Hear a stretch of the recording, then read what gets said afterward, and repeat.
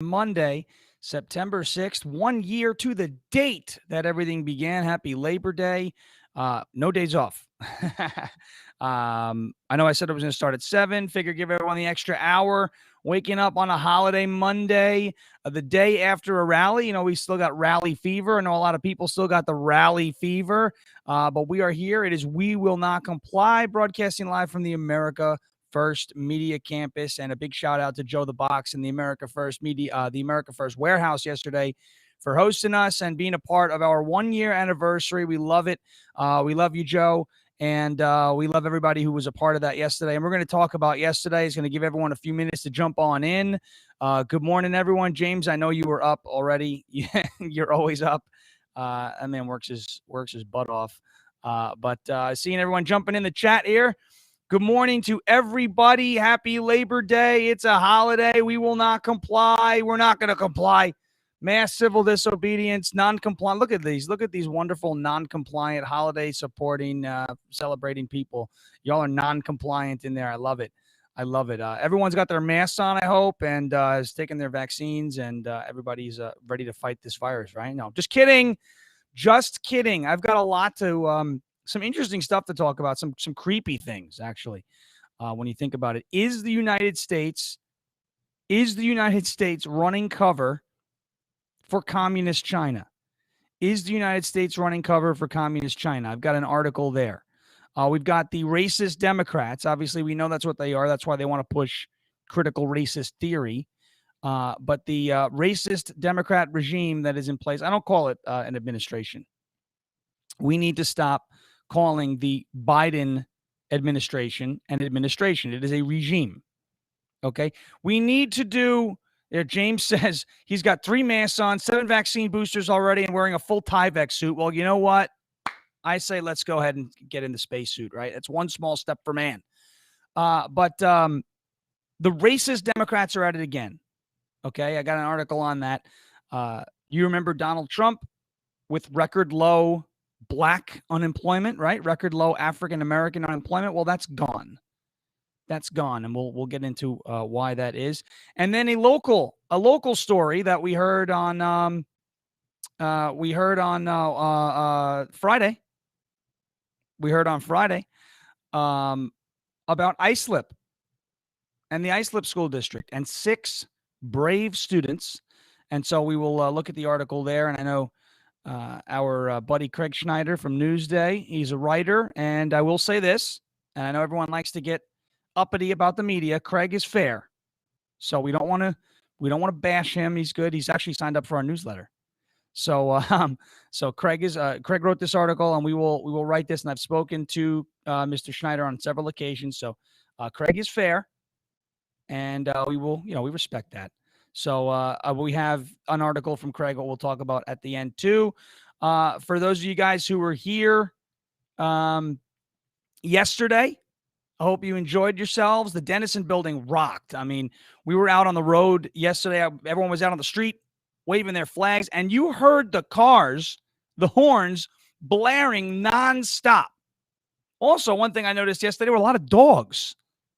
Beautiful dogs, okay? Talented dogs. A lot of people call them canines, okay? I tend to call them dogs, okay? Beautiful dogs. We saw poodles. We saw golden retrievers. We saw a big, beautiful pit bull. We saw lots of little dogs, big dogs, small dogs, huge dogs, but they were all beautiful dogs. A lot of pets yesterday. It was great. A lot of children yesterday, which was good to see again. A lot of children. And you know what we did not see yesterday? There were no incidents, which we're used to. But nobody came and caused trouble. Nobody came, at least I didn't hear about it. Nobody came and caused trouble. Nobody came and started any nonsense. There were no counter protesters. There was nothing. So, and everybody else that we were with, we all did a great job. I saw some people that I have not seen in years come out yesterday. Years. We saw people that we haven't seen over the course of the last 6 months. I get it. Life is busy. That's okay. And it looks like everybody's doing well. And it was great to see everybody out yesterday, to hear everybody getting loud again yesterday. And yes, what I said over at the warehouse what I said over at the warehouse when I had addressed everybody, and we're going to get to that as well. And here's a hat tip to Paul Bond, the comedian. He was hysterical. You know how many people came up to me and said he reminds me of George Carlin? So I went up to Paul later and I said, Paul, you know, a lot of people said what I said the first time I saw Paul do comedy was you remind me of George Carlin. That's obviously for a comedian, probably one of the best compliments you could ever have, because George Carlin is the best to ever do it.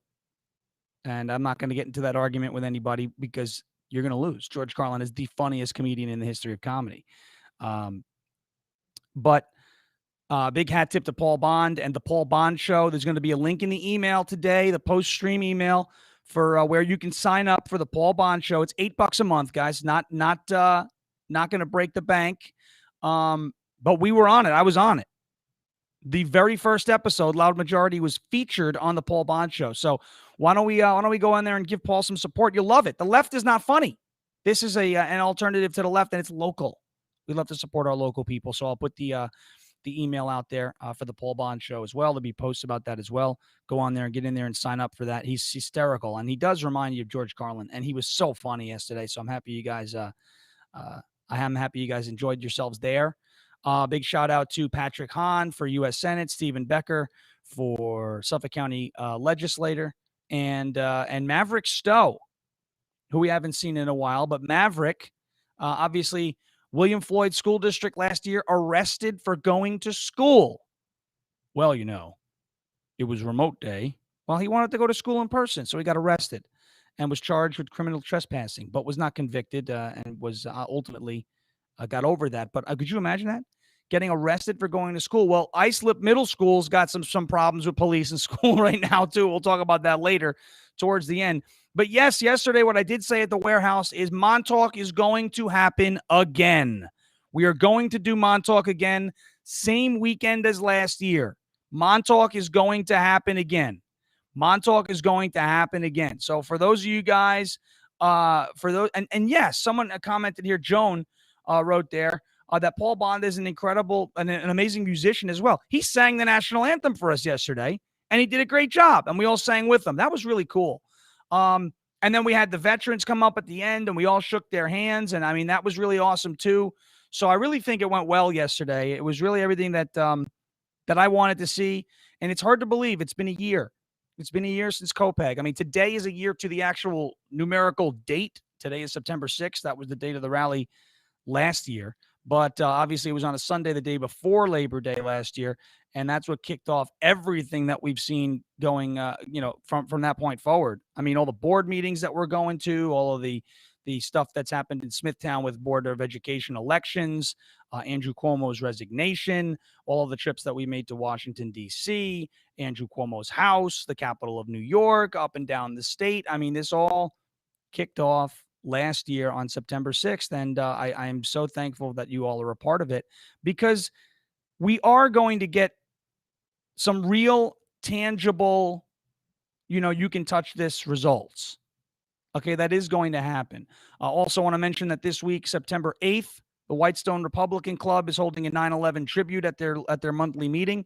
That is at and it's their monthly meeting. I'll post the specifics. I don't have the address offhand. I always forget the address to this. It's Clintonville Street, American Legion, out there in Whitestone, Queens. So if you can make that, please do on Wednesday. But we are here. We're still here a year later, despite threats, despite, and I don't like to bring up the negatives. I'm going to tell you what we've dealt with. Despite vandalism, despite threats, despite doxing, despite slander and defamation, despite people people saying things that are just flatly not true, whether it's out of spite, out of hate. I don't care. We're still here. You guys are still here, and we're not going away. And I'm very happy that you guys are here with us. And to everybody, good morning to Vinny. Good morning to Darlene. I see in the chat. Good morning to everybody in the chat. It's hard to keep up with live streams. We're really killing it with the viewers, and I have to applaud you for that. Please share, subscribe to the YouTube channel, share. We're on Twitter. I'm on my personal Facebook. We're on the public Facebook as well. We had a lot of cars yesterday flagged up. The Dennison building was absolutely electric. We had everybody up on the road for a point in time, and everyone was civil. Nobody was playing games out there. The cars are going by honking, and you heard a lot of support. And, with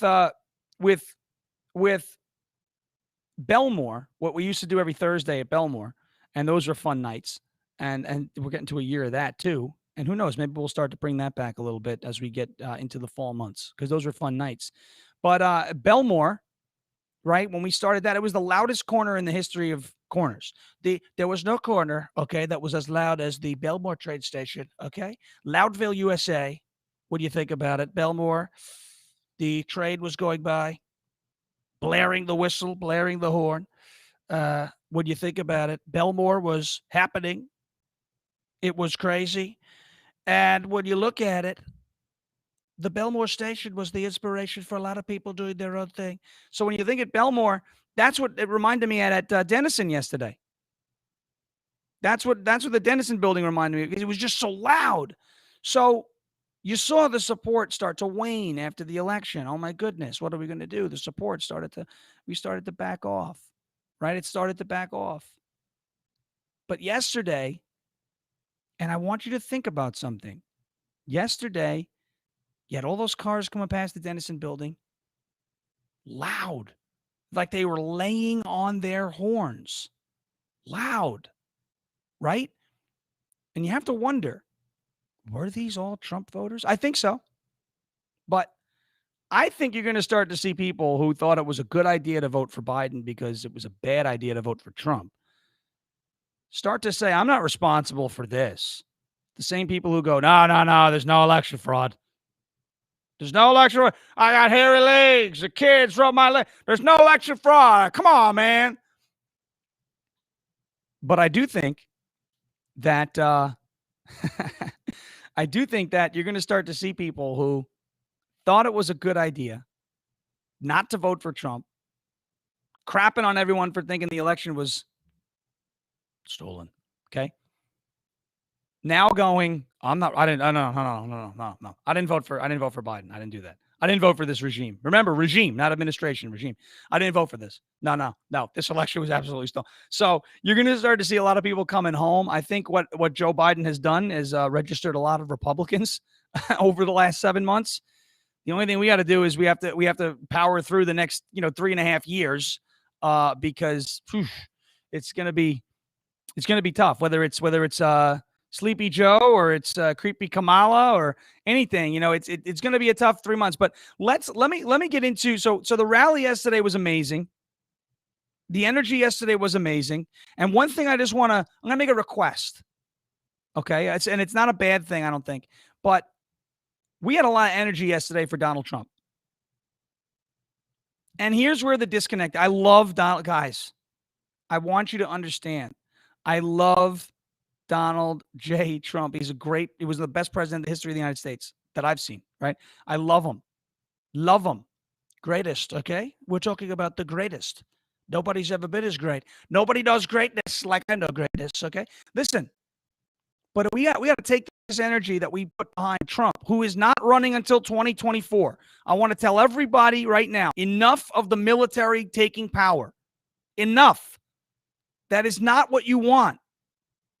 I straight up, we do not want the military to be installing presidents. No. Okay. Even if it's this time, it's for good. Please look at Myanmar. Please look at Myanmar. Myanmar's military assumed control over the country over election fraud and has not given power back. If the United States military does assume power and installs Donald Trump, how do you get the power back from the military who's got a monopoly on force? This is not what you want. Trust me. Trust me. That's instant gratification. And 9 times out of 10, instant gratification is bad. Okay. We got to work hard. We got to push. We got to get the answers to what happened in 2020. We got to make sure they never happen again. And we have to continue to use the political process to get the results that we want. Okay? We have to continue to use the political process to get the results that we want. What is the political process? It is elections. And yes, we need to secure our elections. Yes, there are unanswered questions about the elections. But we have to be reasonable here and stop calling for a military takeover. There is no constitutional mechanism to reverse the 2020 election. We had a chance to be heard. The Supreme Court kicked it out of their building. So instead, we have all this energy that's behind Donald Trump. We need to take that energy and put that towards fighting mandates. You know, it's interesting when the Democrats take power. They always try to force something on you, right? Back in 2008, it was Obamacare. If you don't sign up for government-sponsored health care, if you don't have health insurance, you have to pay a fine. And liberal idiot Justice Roberts decided, no, that's perfectly fine because it's a tax. It's not a fine, it's a tax. It's the same thing. And this is what the liberals do. They play with words. They play with words. So they tried to force healthcare on you. Now they're trying to force a vaccine on you. They're always after your health, right? But they're the same people who say my body, my choice. But they're trying to force a vaccine on you. They tried to force healthcare on you.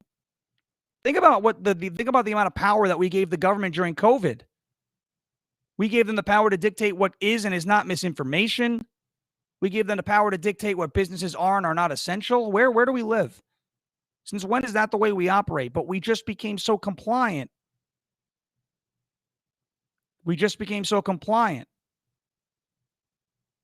And we just handed it over.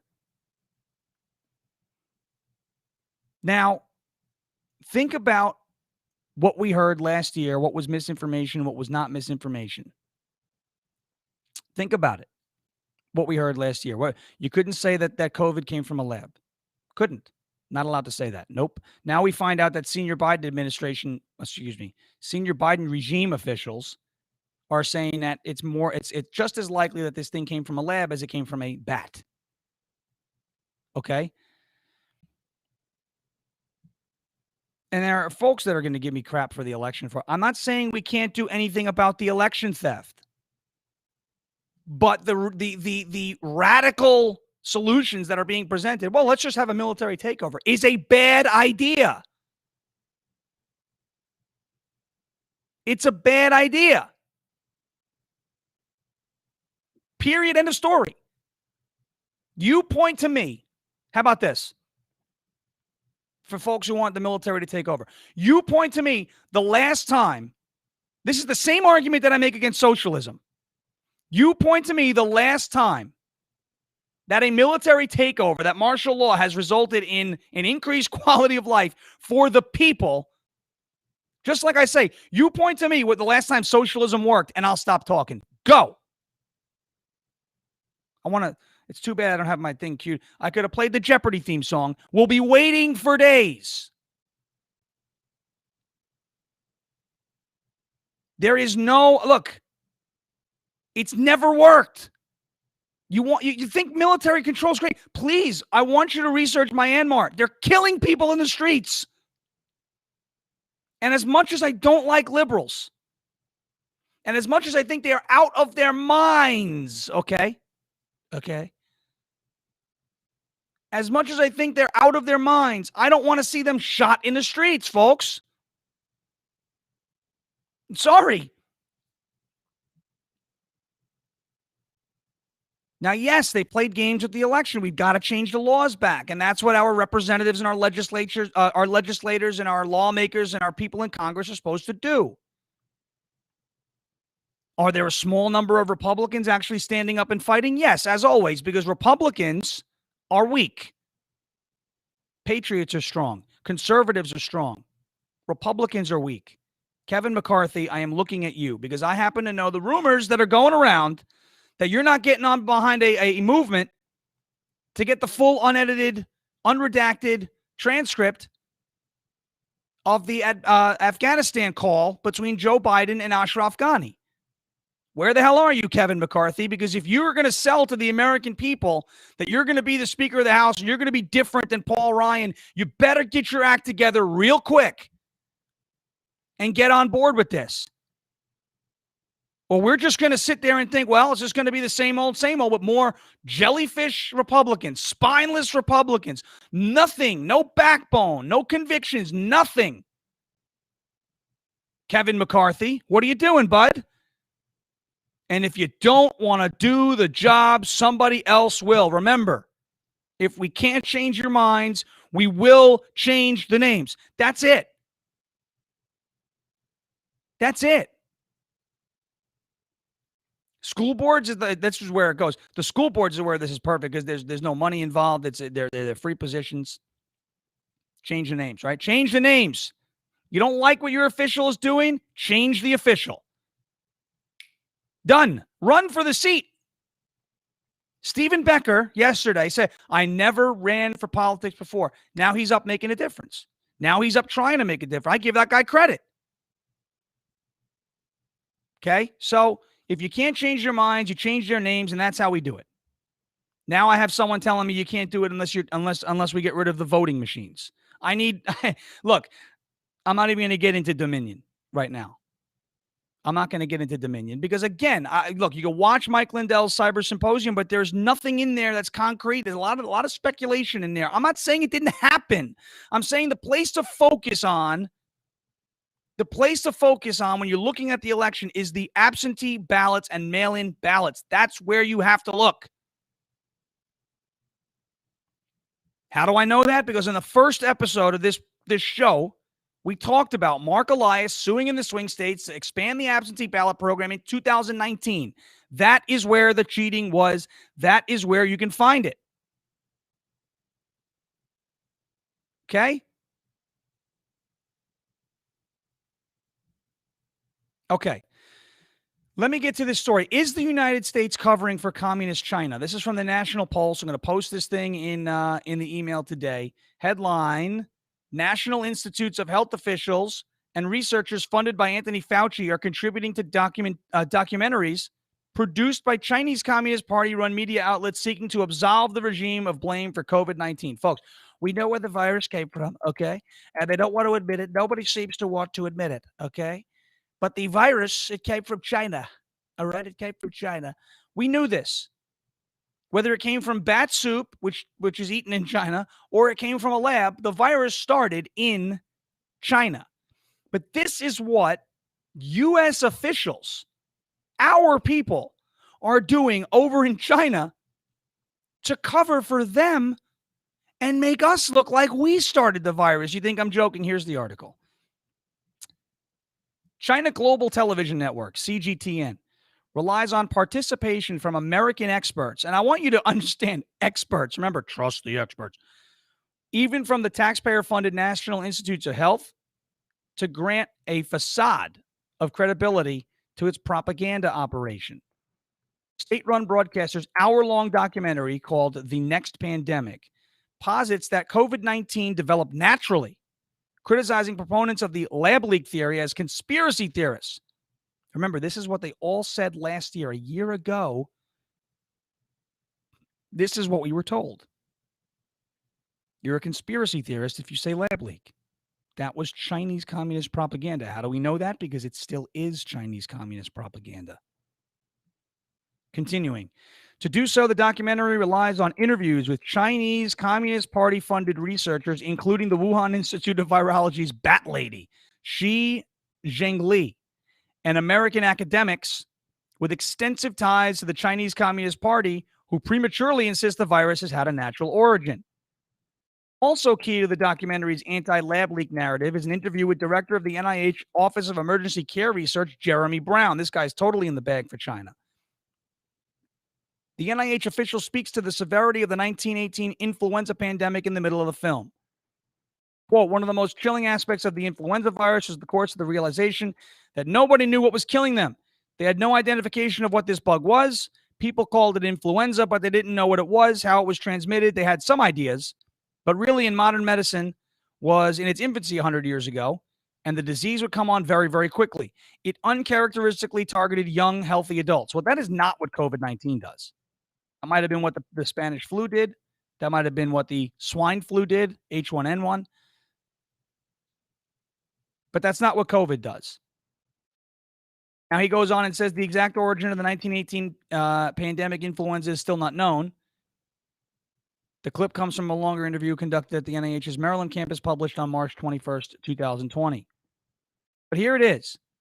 Another CGTN documentary. CGTN is Chinese Communist Party state-run media. Transforming the coronavirus into a political virus, blames the United States for starting the COVID-19 pandemic and rebukes China-focused investigations into its origins. Among the Western experts appearing in the documentary are two researchers that count on sizable funding from Anthony Fauci, Dr. Robert Gary, and Dr. Frederick Bushman. Gary has received 70 grants from the National Institute of Allergy and Infectious Disease, the NIAID, which several sums totaling over $1 million in taxpayer funds. Folks, you are paying for the production of Chinese propaganda. Popping back over to the chat now to see how we feel about this. You are paying for communist Chinese propaganda. How does that make you feel? You excited about that? You excited about that? You're funding the garbage. You're funding the garbage. Bushman has similarly received 90 grants from the NIAID. Recently, this man, Robert Gary, was selected as a lead investigator for an $8.9 million, with an M, $8.9 million NIAID-funded program to combat the spread of COVID-19 and other viruses with pandemic potential globally. Gary definitively asserts that COVID-19 is neither, quote, a bioweapon nor a product of a lab leak in the film. He says this is not a bioweapon. Nobody made this virus in a laboratory. This is a product of nature. Bushman pushes a similar premature conclusion. There is no reason to think that this is a deliberately engineered weapon or something like that. Okay? So you have these researchers, these American quote-unquote experts who are taking money from Anthony Fauci. You must wear a mask. Right? You have these experts, we're supposed to trust them, and they're running cover for communist China. Okay? Why are we, taxpayers, funding the production of Chinese communist propaganda? Why are we allowing this to happen? How did we get here? Well, we're dealing with we're dealing with a regime that puts America last. And they put China first. You know, the Taliban is now working with China. They're getting funding from China. China's now going to take over. They're most likely going to take over Bagram Air Force Base. All the infrastructure, all the equipment, everything that we put into Afghanistan over the last 20 years, going to go right into the Chinese hands. Now, whether long-term it's a good plan for China because Afghanistan is the graveyard of empires remains to be seen. The Taliban are very shifty. Well, but they're also working with the EU. Isn't that nice? Now, I don't understand why everyone wants to make nicey-nicey with the Taliban now. It's cutesy time with the terrorists. Very weird. But you have Western experts. You have Americans from the NIH, from the NIAID. Oh, that's Anthony Fauci all over the place, running cover for China, trying to absolve them of blame, trying to take the responsibility off of the CCP. Why are we doing that? Well, there's a million reasons here and 8.9 million reasons there. But it's all, we don't, look, the bottom line is we don't know where this virus came from. And the original virus may have occurred in nature. It may have been found in a bat. But how did it gain the function? And I use these words very carefully. How did it gain the function to infect human beings? Did it happen because somebody ate a bowl of soup with a bat in it? Or did it happen because it was engineered and the virus gained the function through the Wuhan Institute of Virology, using taxpayer money that the United States was sending over there via grants and funding and whatever you have it, to study the virus? Because lab leaks happen. Viruses get out of labs. Viruses leak from labs. Viruses infect workers in labs. And when you look back at China, okay, 2019, November, you're seeing a very weird cases of this respiratory virus infecting workers in the Wuhan Institute of Virology. You've got the hospital records. Were they sick with COVID? Knowing how this virus spreads, and this virus spreads like no other virus we've ever seen, knowing how this virus spreads, did it just jump out of the lab and just randomly infect, just spread like a wildfire out of that lab? It's very possible. But I'd be much more likely to believe that there's linearity to it than the bat soup theory. You want me to believe that the lab leak theory, lab leaks happen. You want me to believe that the lab leak theory, lab leaks have happened. A worker is playing with a virus. He gets sick. He spreads it to other people. They don't know they're sick. It's incubating. It gets out into the community. Now it's everywhere. There's a linear path you could follow. Literally, connect the dots. You want me to believe that is a conspiracy theory, but that this thing came from a bowl of bat soup. Do you hear yourselves? Do you hear yourselves?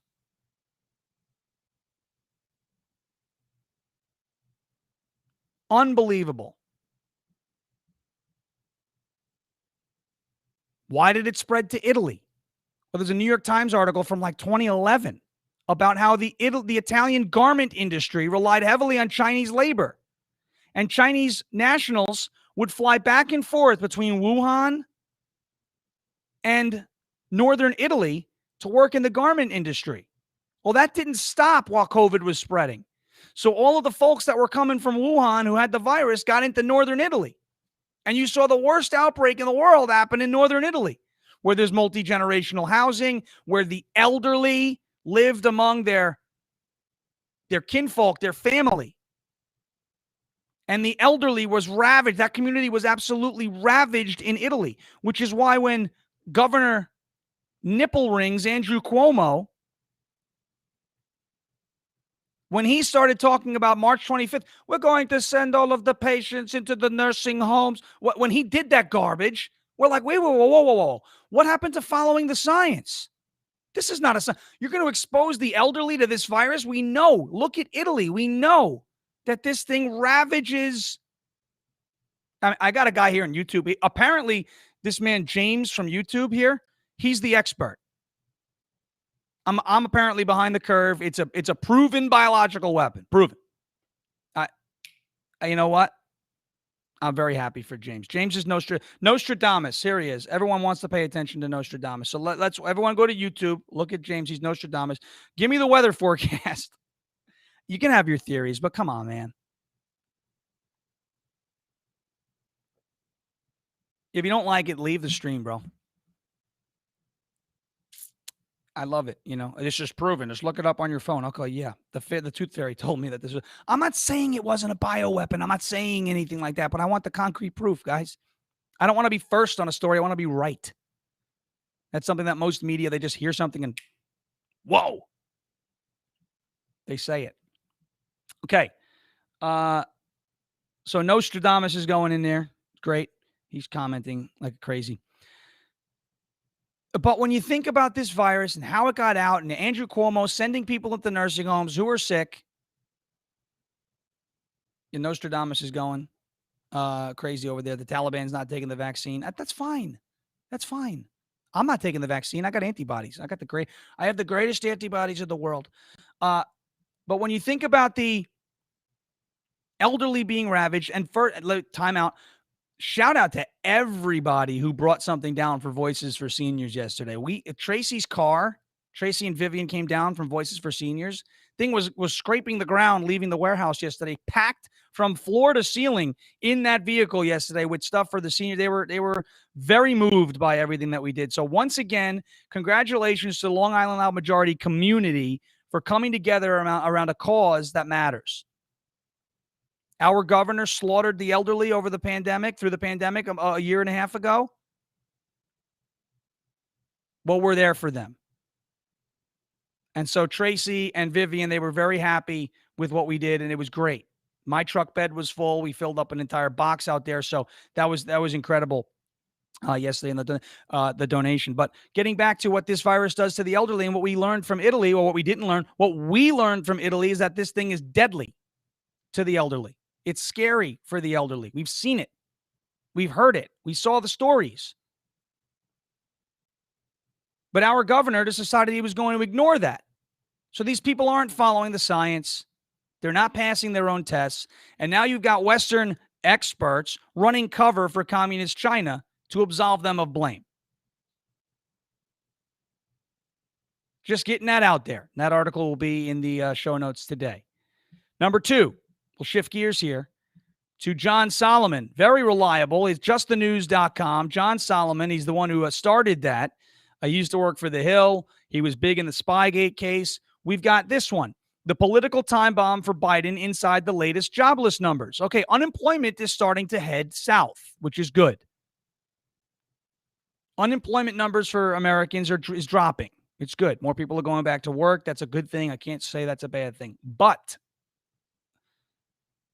as John Solomon says here in the article, there is a political time bomb buried in the statistics for President Joe Biden and a Democratic Party increasingly focused on equity.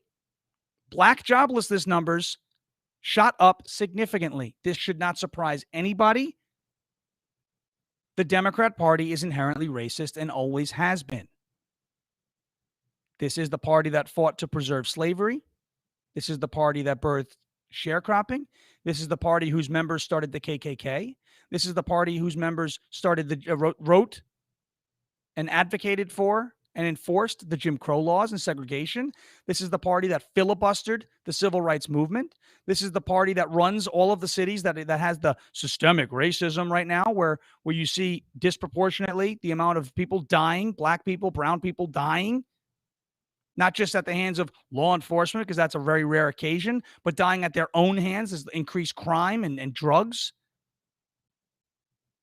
These are the people who want to make those communities, minority communities, feel like they can't do anything without the government.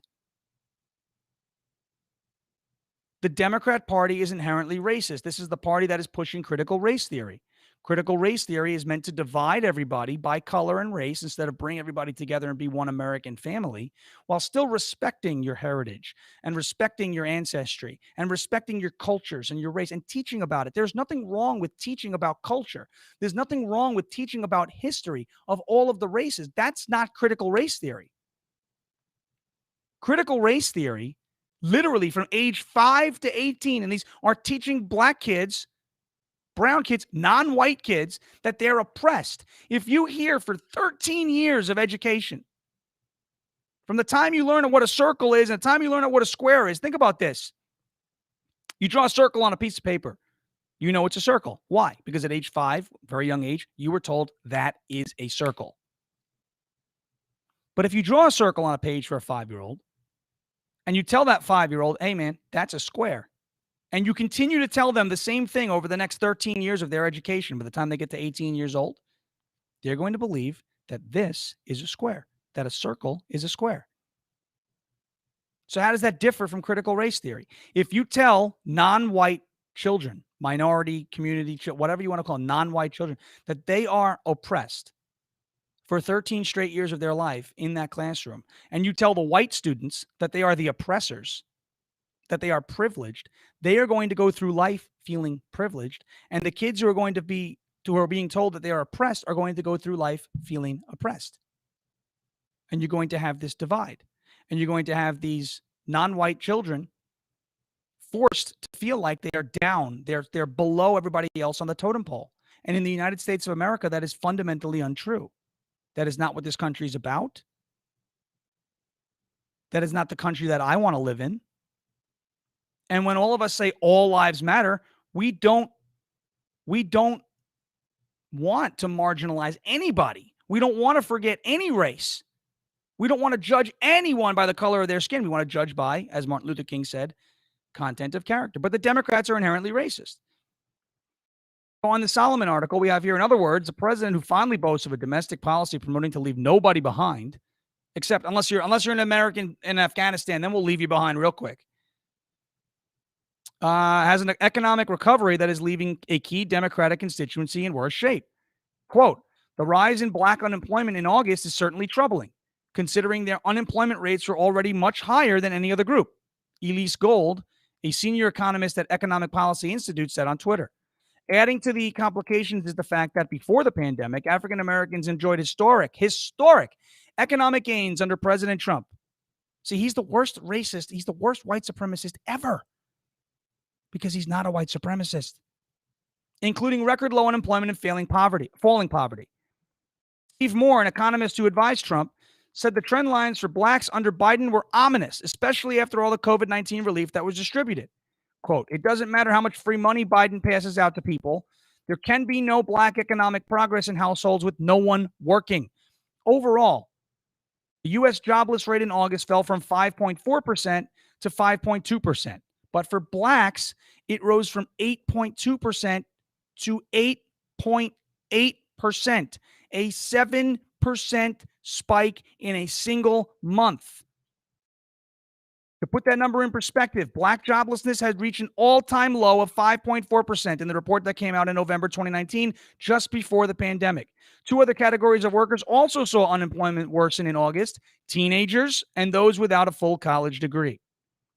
And while the media mostly focused on the fact that new jobs in August were far smaller than projected, the bigger headline long-term for Biden may be the sliding employment picture for African Americans, particularly if job creation continues to lag. Quote, black workers are often first to be fired and last to be rehired. So if the recovery slows, we might expect to see that impact is more on black workers. Daniel Zhao, a senior economist with Glassdoor, told Reuters on Friday. So black unemployment is shooting up under a Democrat. Is anybody surprised? This is what the Democrats do. They hold minority communities back. I don't even like that term, minority communities, but they hold them back. They hold them back every step of the way. Unemployment is falling across the United States, except among the black community. This is supposed to be a regime. This regime, the Biden regime, is supposed to, they promised. He even said, if you don't vote for me, you're not black.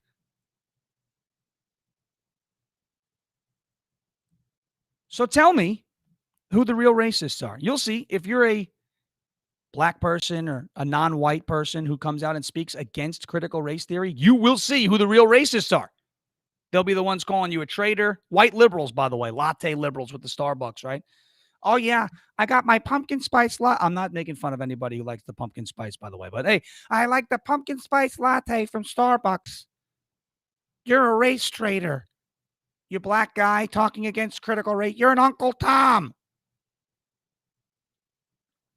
These are the same people who have ravaged the supermarkets, right, and taken every black person off of the packages. Aunt Jemima, which is an incredible story. You should look that up. Uncle Ben's, Mrs. Butterworth's, right? Land O'Lakes.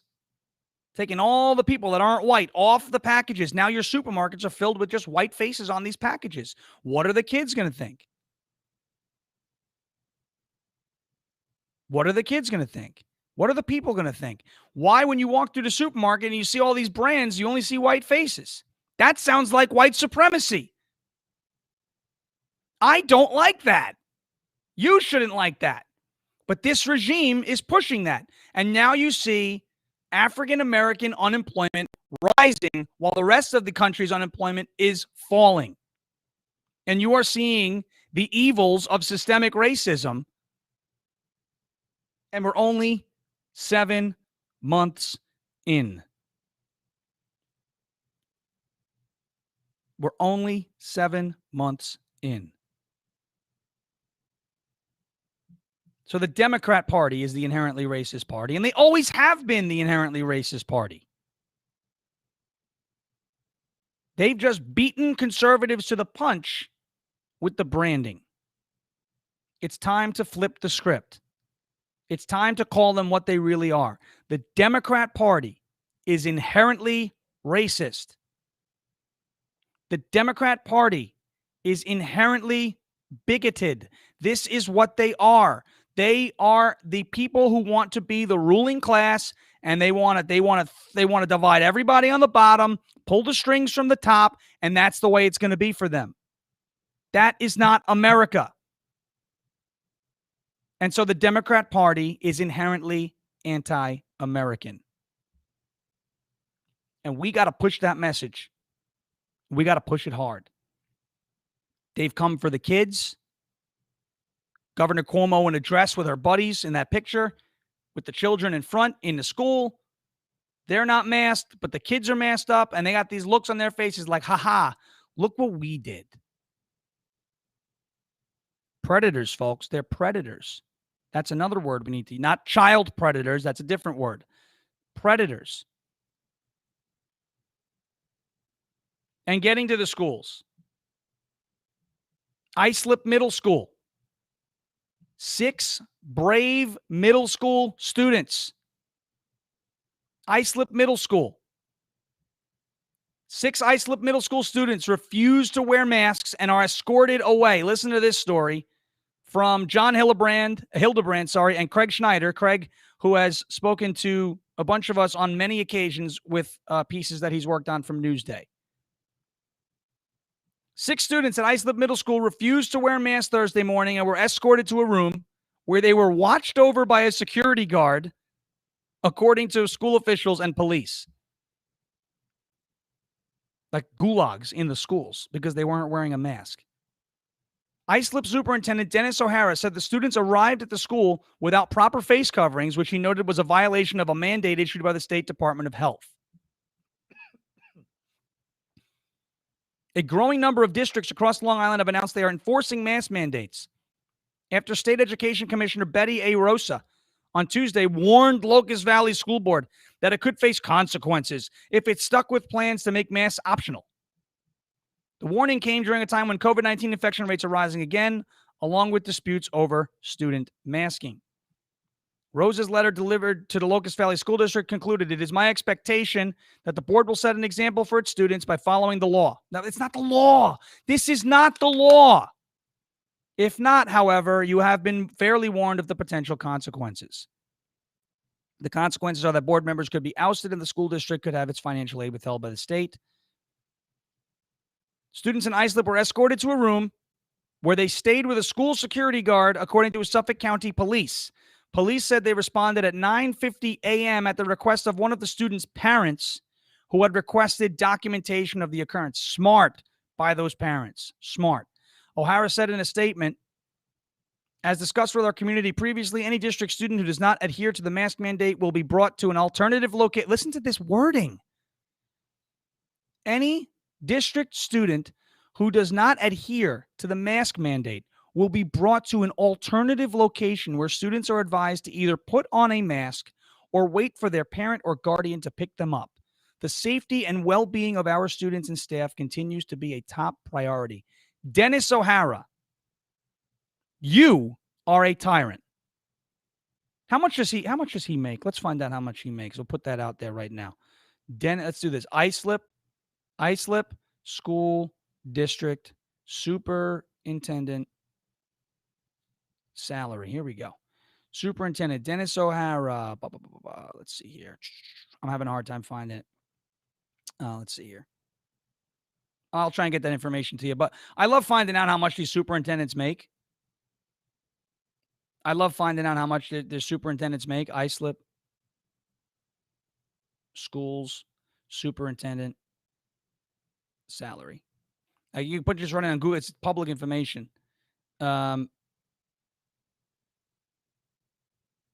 School superintendent salary in Central Islip.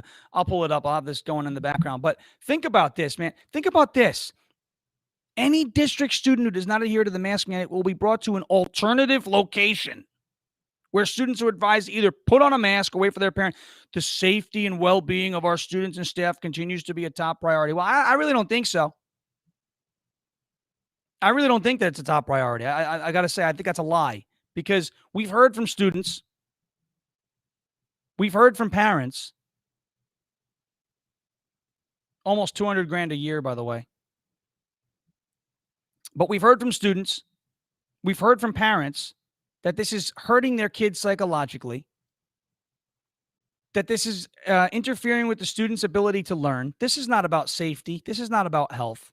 This is about an agenda, about forcing compliance, about conditioning children to comply. Hands off the kids. I'm telling you right now, this is the biggest mistake that you can make. And I'm always one to say, like Saul Alinsky said, never interrupt your enemy when he's making a mistake. But this time you're making a mistake and you're hurting kids. So I do want to interrupt the enemy here. Hands off the kids, folks, now. This is disgusting. You want to make adults wear masks? We'll fight our own battles. Don't pick on the kids. You bullies. That's what you are. You're a bunch of bullies. You're a bunch of tyrants. Hands off the kids now. This is the biggest mistake that you could possibly make by masking up the kids and enraging these parents.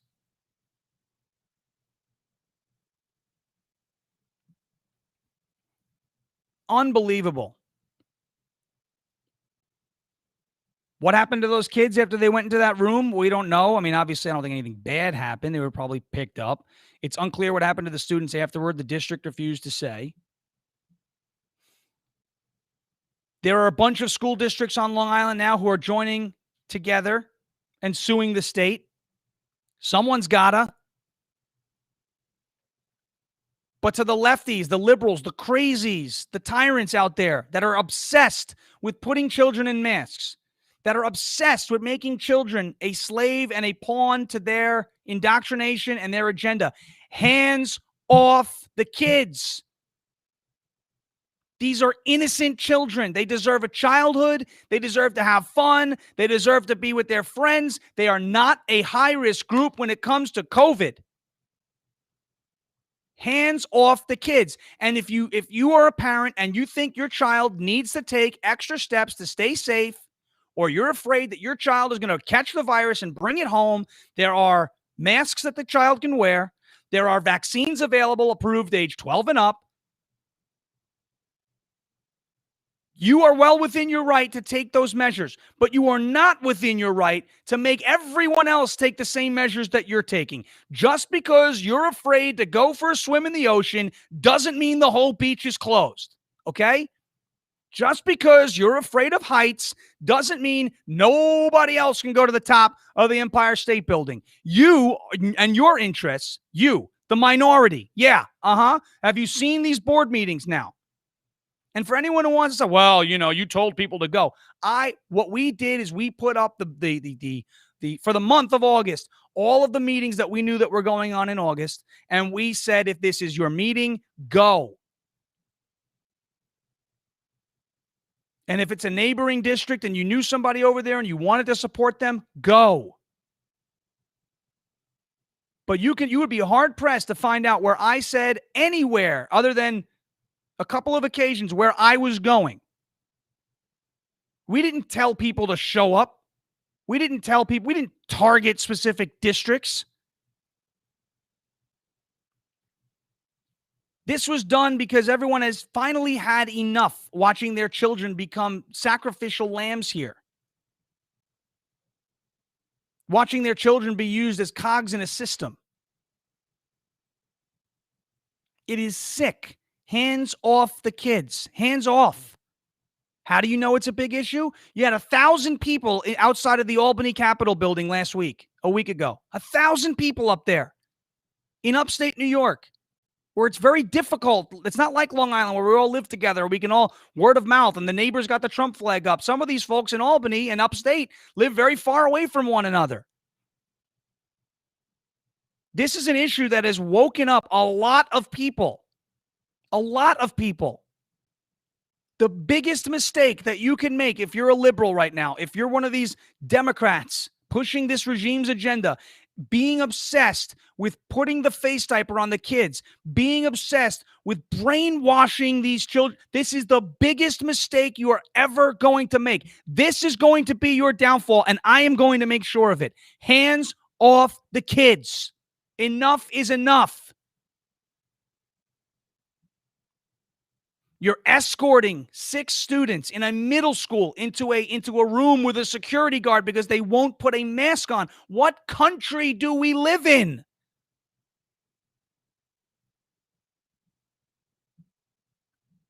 It ain't fair. And who the hell is fighting for these kids?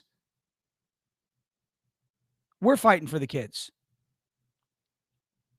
You saw the energy yesterday. You heard it. You felt it for Donald Trump. You felt it, but there's more there. When I mentioned school boards, the place went crazy. We're coming. We're not stopping.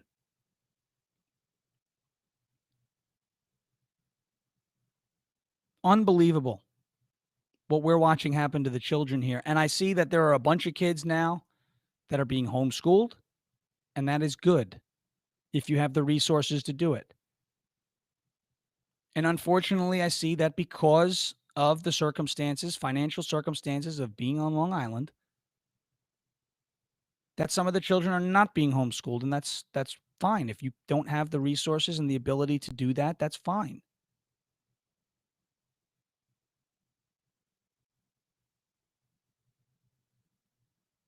But it's sickening to watch. The school buses around the neighborhoods and the kids coming off and they've got the masks on, hearing stories from parents that children were afraid to take off their masks because they were afraid of getting sick. Then you have to question what they're actually learning inside those the walls of those schools. Look at California. Look at Utah. Look at Smithtown. There's a teacher over in Smithtown who has openly said on Twitter that he is Antifa. Yeah, that's not a joke. Mark Jacket. Hey, you asked Jennifer Bradshaw how that went, okay? She's no longer in Smithtown, Mark. You're next, buddy.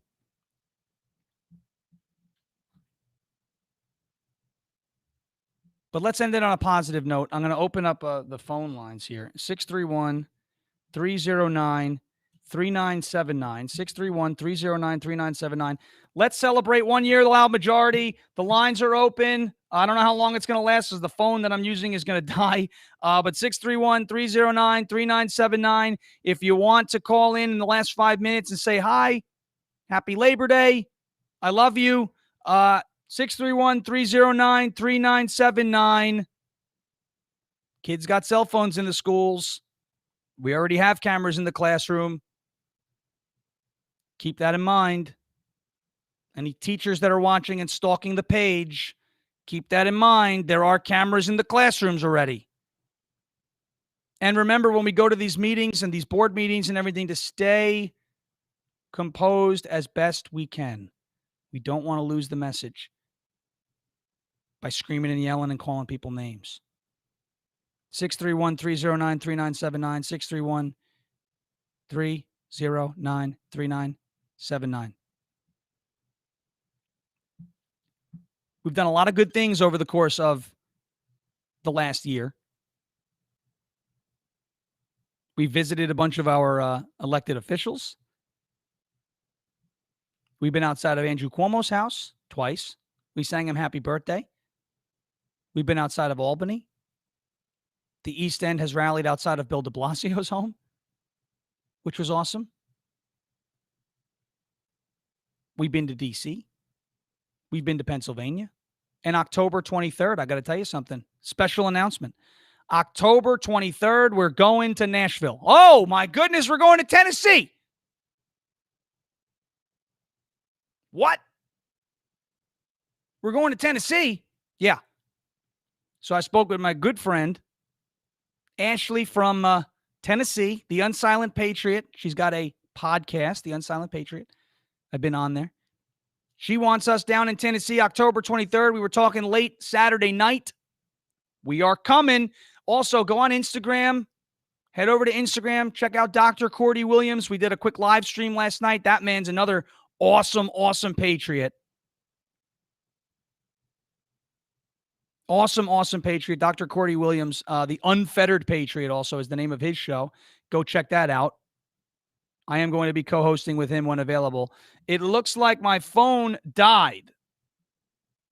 It looks like it is not taking calls, so I can't take any call. My phone is dead. That's my fault. I didn't charge it. The second phone, dead.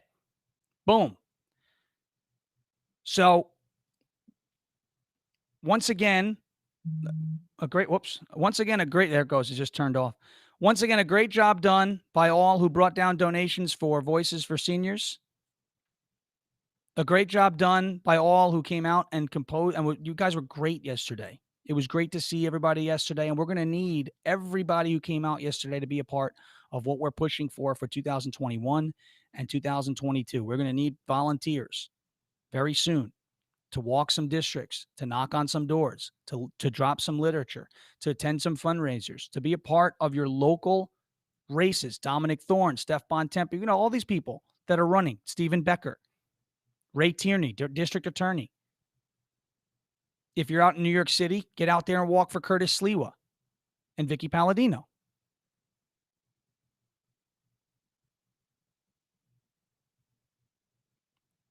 Let's get out there and do that. That's important. Fix your backyard. And then we'll worry about the federal government. If we can keep the majority or solidify the majority here in Suffolk County and in Nassau County and build a new majority in the state assembly, it's not going to happen overnight. I'm not saying it's going to happen overnight. But I think this regime has turned off so many people, the Biden regime, that there are a lot of Democrats, a lot of moderate Democrats that are going to find themselves voting Republican in 2021 and in 2022 because this is just not okay. Gas is not stopping. Inflation has not stopped. Unemployment is down, but barely, but it's up amongst minorities. And your local representatives have a far greater impact on your daily life, your day-to-day, than Joe Biden ever will, than Donald Trump ever will. So you take back your local school boards, you take back your local county legislator positions, you take back your state assembly and state senate positions. We take back the governor's mansion in 2022 with Lee Zeldin. And then when we have flipped 2022, and Zeldin absolutely is fighting for the kids. He's absolutely fighting for the kids. Just go ahead and follow him. You'll see. But you take back Albany in 2022, and you prove to the rest of the world, you prove to the country that New York can elect a Republican in a statewide election. And if it can happen in 22, it can happen in 24. And if it happens in 24, the Democrats can't win that race. Voting machines and absentee ballots be damned. The Democrats can't win that election if we take New York away. So if we take New York away, when we take New York away, saving America will have happened in your own backyard because of your own actions, because of your own hard work, because of your energy, because of your passionate patriotism to save this nation. September 12th, next week, we got another event out here, a Back to Blue event that the America First Warehouse is putting on, as well as an anti-mandate rally at Stony Brook University where we're teaming up with Turning Point USA. More information will be given towards the end of the week on both events. September 10th, Friday, September 10th, Wantagh School District is holding a walkout. So September 10th, also keep in mind that I'm trying to post all the rallies. I'm trying to get all these events out there. There's a lot. So every show, I'm going to sprinkle them in, and I'll include them in the post-show email. Worldwide Rally for Freedom, September 18th across the United States. Look for your nearest rally in New York City, Chicago, Houston, San Diego, Pittsburgh, Denver, Sacramento, Cleveland, Arizona, New Hampshire, Massachusetts, Rhode Island, Hawaii, and New Jersey. We need to push back against vaccines. It's not about vaccines. It's about mandates. It's about force. You should not be forced to take anything by the government. That's just not how we are. That's not how we live. We want to support all these. Belmore America is going to try and support this walkout as well. And September 15th, massive. We're going to do another one. September 15th on the other side of 9/11, 20th anniversary. And we do have plans for that. I'll talk to you about that later in the week. But September 15th, another walkout. We're going to be staging. It's supposed to be a nationwide coordinated effort, but even if it's not, we'll coordinate our own effort here on Long Island, okay, to get these kids. We'll send a message. Every single district's got to do it. We'll talk more about that as well as we get closer to those events. Montauk, October 17th, Save America rally. Montauk, October 7th. We'll just do it again. That was so much fun. Anti-force, anti-mandate, pro-liberty, pro-freedom. Hey, government, leave we the people alone. And if you don't do that and you enact all these mandates, I got 4 words for you. We will not comply. Soon it's going to come time for mass civil disobedience. And we're going to need everybody to join in. All right. So thanks for jumping on the stream. Happy Labor Day. Thank you for the 1-year anniversary, making that really special yesterday. We've been around for a year. It feels like 5, but it also feels like 5 minutes. A year ago, Copeg kicked off from a small parking lot, and we wound up in Lowe's and we took it over. And then we wound up over in Shirley. And then 2 weeks later, we went to Greenport with 3,000 cars. And the rest is what the rest is.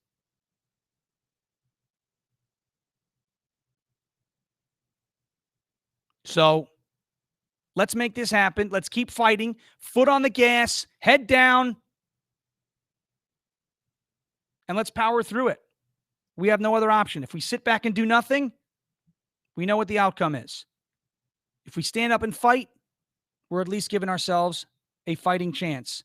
And that's all we can ask to do as patriotic Americans. And in the face of these awful mandates, we say those wonderful 4 words, we will not comply.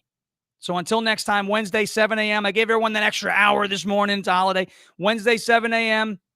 We'll be back right here at the America First Media Campus for We Will Not Comply on Wednesday. Until then, you crazy, wonderful, rowdy, patriotic Americans, I love you, you red-blooded patriots. Until then, stop complying